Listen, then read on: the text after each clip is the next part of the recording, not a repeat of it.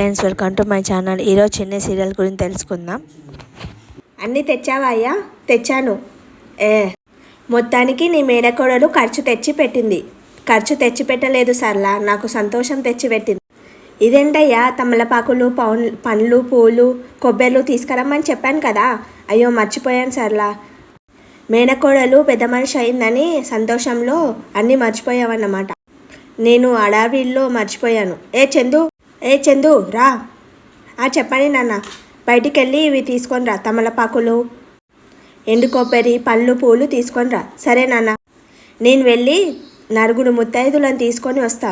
చాప మీద కూర్చోపెట్టాలి కదా. సరే సర్లా వెళ్ళు. లోహిత రా. ఉషా, నేను వెళ్ళి ముత్తైదులను పిలుచుకొని వస్తా. అంతసేపు చిన్నికి బట్టలు వేయండి. సరే. అరే హాఫ్ టికెట్. నేను వెళ్ళి ముందు పోయి సత్యం బాబుతో మాట్లాడతాను, తర్వాత నువ్వు రా. సరేనా? సరే అన్న. ఎందుకు వచ్చావు? ఏంటి అలా మాట్లాడుతున్నావు సత్యం? నేను ఎంతైనా తండ్రిని కదా. ఇలాంటి టైంలో నేను రాకుండా ఎలా ఉండాలి చెప్పు సత్యం? ఉండాలి, రాకుండా ఉండాలి. నా మేనకోడని మీద నీ నీడ అసలు పడాల్సిన అవసరమే లేదు. అలా మాట్లాడకు సత్యం. ఒక కూతురు ఉన్నది. ఆ వేడుకని గిట్ట చూడొద్దంటే నాకు చాలా బాధగా. కావాలంటే నీ కాళ్ళు పట్టుకుంటాను. ప్లీజ్ సత్యం, ఆ భాగ్యాన్ని నాకు దయచేయి. నీలాంటి చేతులు తలుగు తెగిట మాకు పాపం చుట్టుకుంటుంది. బాలరాజు, తొందరగా మా ఇంటి నుంచి బయటికి వెళ్ళిపో. మర్యాదగా చెప్తున్నాను, బయటికి వెళ్ళిపో. అరే నిన్ను మామయ్య. ఆడపిల్ల జీవితంలో కొన్ని ప్రత్యేకమైన రోజులు ఉంటాయి. దాంట్లో ముఖ్యమైనది ఇది.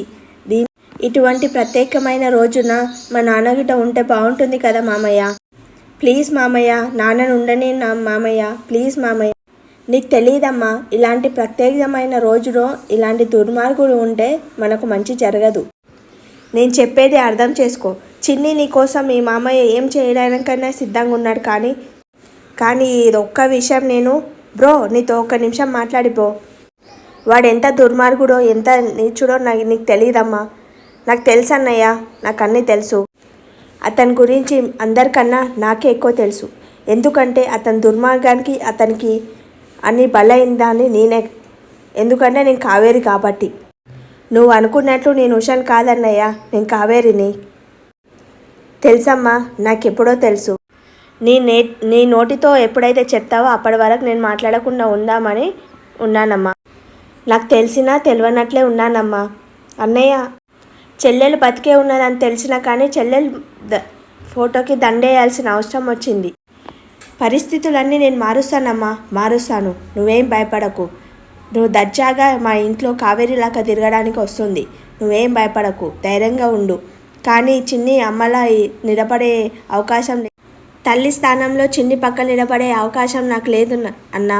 అందుకనే నేను తండ్రి స్థానంలో అతను నిలబడితే అయిపోతుంది కదా. చిన్ని సంతోషిస్తుంది కదన్నా. దయచేసి అతను ఉండడానికి ఒప్పుకోండి అన్నా, ప్లీజ్. చెప్పండి అతన్ని ఉండమని చెప్పండి.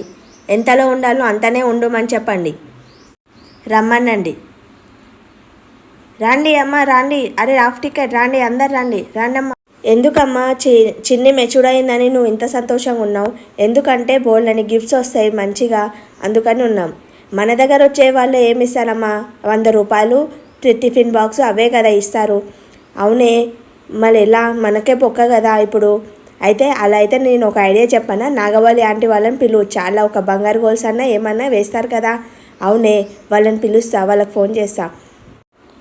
ఇదేంటి సరళ కాల్ చేస్తుంది? ఏంటి సరళ? హలో మేడం, మా చిన్ని పెద్ద మనిషి అయింది, మీరు తప్పకుండా రావాలి. సరే, తప్పకుండా వస్తాను.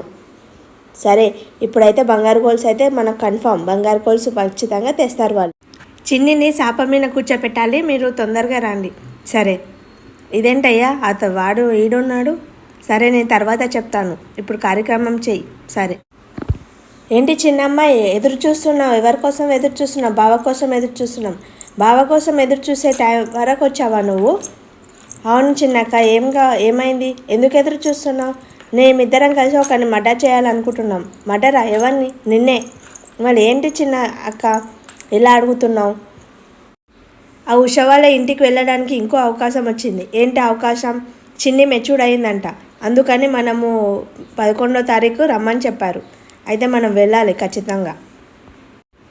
ఎప్పుడు చూస్తే నువ్వు ఫెయిల్ అవుతూనే ఉంటావు. ఈసారి అట్లా కాదు, ఖచ్చితంగా కావేరిని నేను చంపేస్తా. దాంతోపాటు 2 బర్డ్స్. ఎవరు అంటే ఇంకోరెవరు, బాలరాజు. ఆ బాలరాజు గిట్ట నేను చంపేస్తా. ఆ ఇంట్లో సత్యంబాబు పిల్లలు ఉన్నారు, వీడేమో ఆటో నడుపుతాడు. అక్కడనే ఉషా టీచర్ ఉంటుంది. ఆ ఇంటికి వీనికి ఏం సంబంధం ఉంది, ఆ పిల్లలు ఏమవుతారు వీనికి, అవన్నీ ఎంక్వైరీ కావాలి.